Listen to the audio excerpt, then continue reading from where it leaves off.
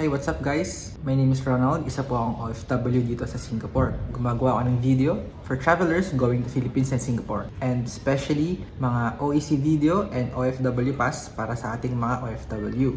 Yung DMW app, hindi pa rin siya actually stable. Kahit kasama yung bansa na pwede nang i-download yung DMW app, minsan nagloloko pa rin siya. So huwag kayong mag-alala or huwag kayong ma-stress kung hindi nyo pa makompleto yung OFW pass.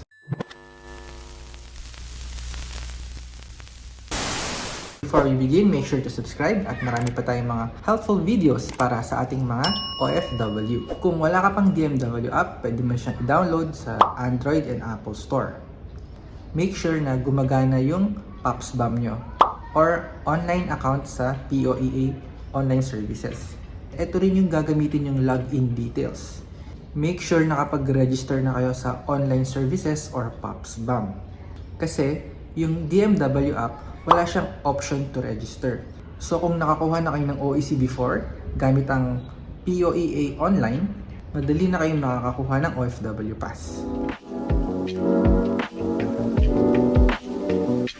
Buksan nyo lang yung DMW app nyo. Mag-login gamit nga ang email at password sa POPSBAM. Ngayon, minsan nag-e-error siya, sinasabi invalid. So i-close nyo lang yung app at subukan nyo mag-login ulit hanggang makapasok kayo. So binago na, ginawa ng email. Magsisend sila ng OTP sa email nyo. So i-check nyo na lang yon kasi kailangan siya for email verification. So after yung maklik yung blue button na accept, mapupunta naman kayo sa dashboard or sa mismong DMW app. Kung green, ibig sabihin wala na kayong kailangan gawin dahil complete na ang requirements nyo. Kapag red naman, makikita nyo merong message na contract expired or visa expired or passport. So click nyo nga yung requirements.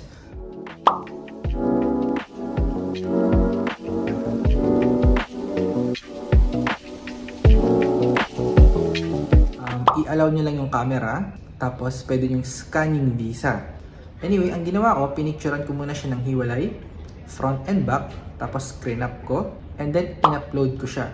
Meron kasing option to upload photos instead na picturean. Hintayin ang process and verification, and then press continue.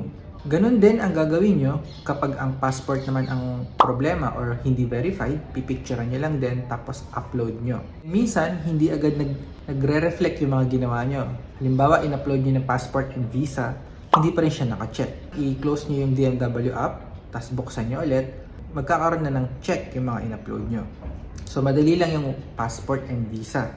Ngayon, yung problem ko is work contract. Kasi ako, same employer ako ever since 2018. Never pa kasi ako nagpa-verify ng contract. Kahit same employer kayo tulad ko at never pa kayo nagpa-verify ng account, kailangan yung dumaan ng POEA or embassy. Hindi nyo siya pwedeng gawin sa app.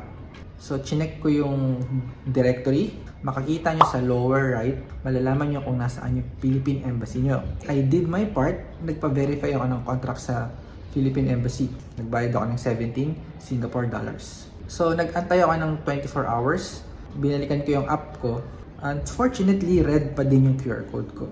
So, baka mangyari din sa inyo to, lalo na sa mga bagong OFW na mga hindi pa nakakuha ng OEC or never pa magpa-verify ng contract. Kaya, wag muna kayo masyadong umasa sa OFW Pass or DMW app. Kasi baka ma-stress kayo dahil kahit anong gawin nyo, hindi nyo makuha yung green na QR code. Pwede kayong dumaan sa kahit saang POEA or embassy. Meron pong DMW help desk para sa mga OEC problems and DMW app or OFW Pass. Share ko lang ito yung kay Rhea, green na yung QR code niya. So maswerte yung sa kanya, yung sa akin naantayin ko pa maging green. But anyway, update ko na lang kayo sa OFW Pass ko. Again, maraming salamat. Shout out sa lahat ng mga nag-subscribe. I hope to see you again on my next video. Kung kailangan nyo ng OEC guide or registration guide para sa POPSBAM, you can check out my video. Marami nang natulungan ang video na to. So please go ahead and watch.